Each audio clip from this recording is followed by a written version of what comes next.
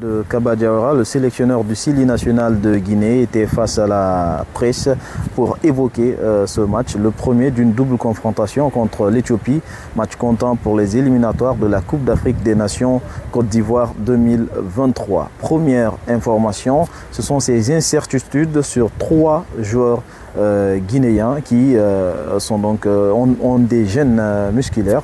L'entraîneur nous en parle dans cet extrait. Quel est le point sur le groupe aujourd'hui? Le groupe se porte bien, en tout cas dans sa globalité.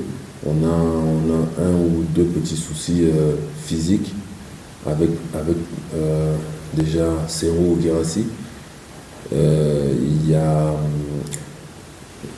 Conté aussi qui a un petit souci.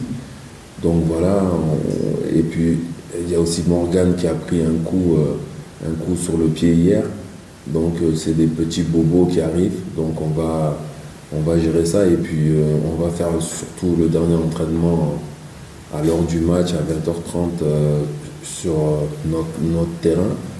Donc on prendra une décision à ce moment-là pour vraiment ne pas prendre de risques avec ces 3 garçons.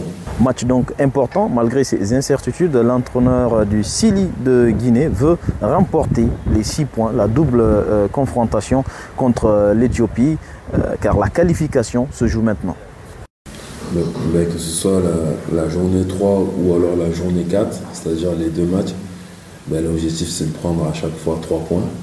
Parce qu'on sait bien que la situation dans ce groupe, on a que 3 points, mais on est tous à 3 points. Donc si on veut faire la différence et surtout s'aménager la journée 5 et 6 un peu plus tranquille, j'ai envie de dire, il faut vraiment prendre les 3 points sur ce match-là. Et comme les 2 matchs sont proches, en prenant les 3 points, on peut déjà mettre un coup sur le moral de l'adversaire et préparer le deuxième match pour encore prendre 3 points. Donc voilà, sur les 2 matchs, c'est vraiment de prendre 6 points. Pour ce faire, les acteurs et les moyens ne manquent pas. L'autre renfort du Sili national, c'est François Kamano, le joueur du Lokomotiv Moscou, qui a rejoint le groupe, un retour de l'international guinéen qui fait du bien au groupe, selon l'entraîneur. Ça, vous le verrez demain, vous savez bien qu'on ne peut pas donner ici la compo.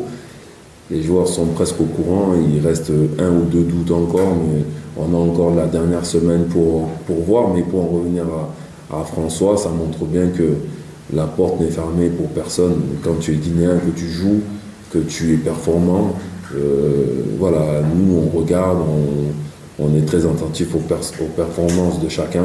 Et François fait partie intégrante de ce groupe. Donc, même s'il n'était pas là dernièrement, mais là, on l'a vu, il rigole, il chante.